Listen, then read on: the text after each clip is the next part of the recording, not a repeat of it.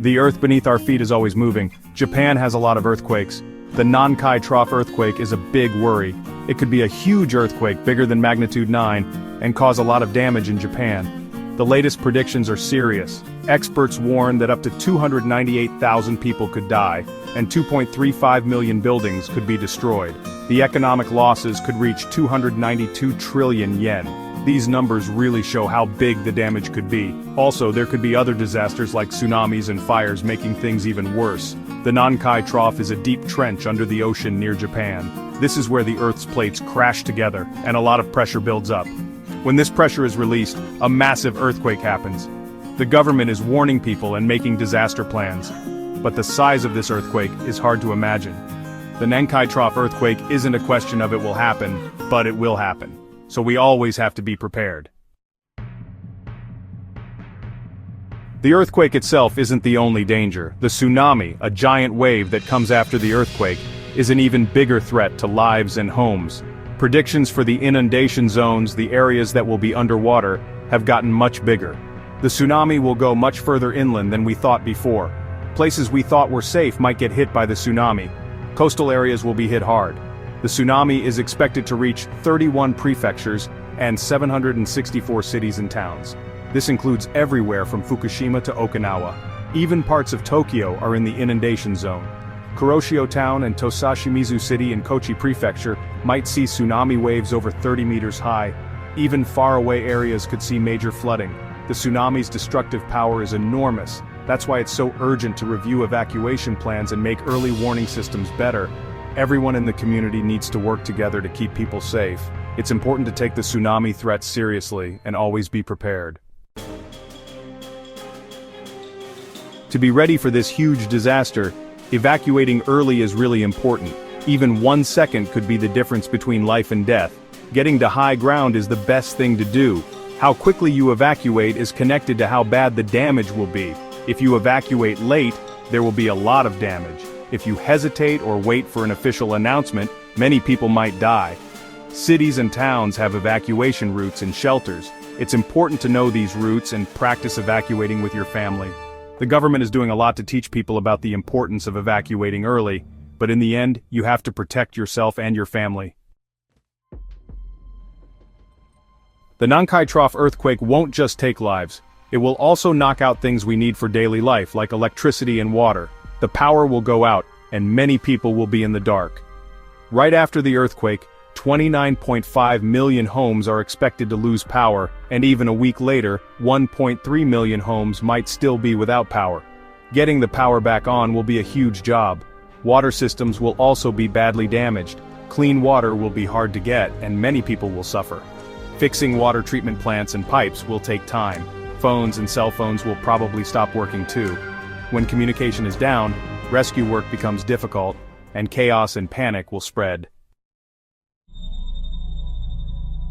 Besides the worst-case scenario, where the whole Nankai Trough ruptures at once, scientists think it could also happen in 2 parts. This divided scenario means the eastern and western parts rupture separately.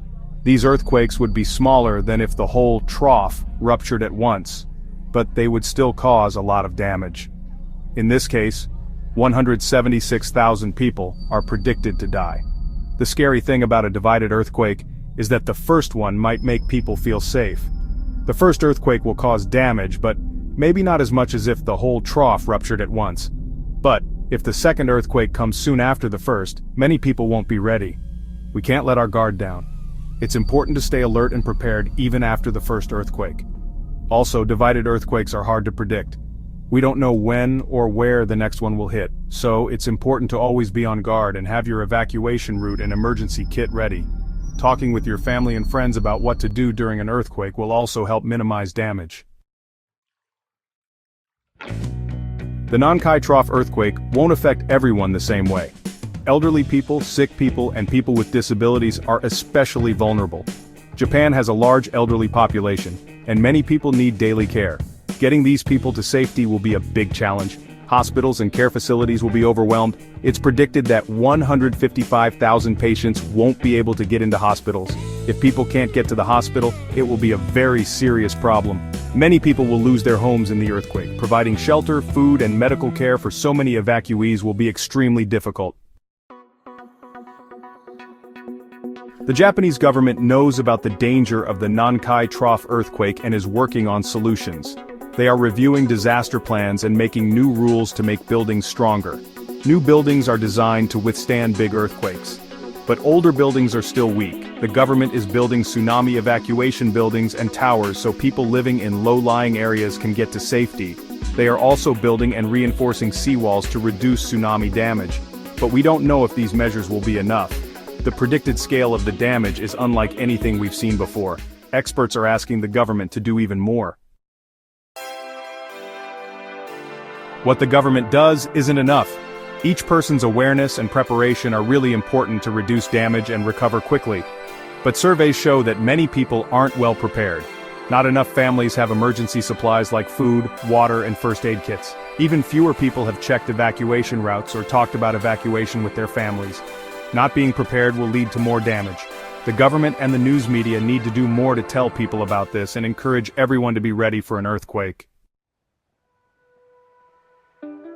The Nankai Trough earthquake makes us think about the awesome power of nature.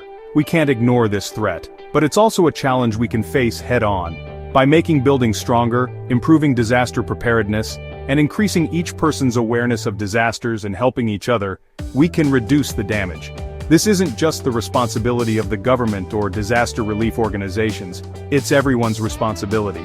We all need to do what we can to be ready for the day a big earthquake comes again. The Nankai Trough earthquake will test our strength, our wisdom, and our compassion. If we all work together, we can overcome this challenge and build a safer society for future generations.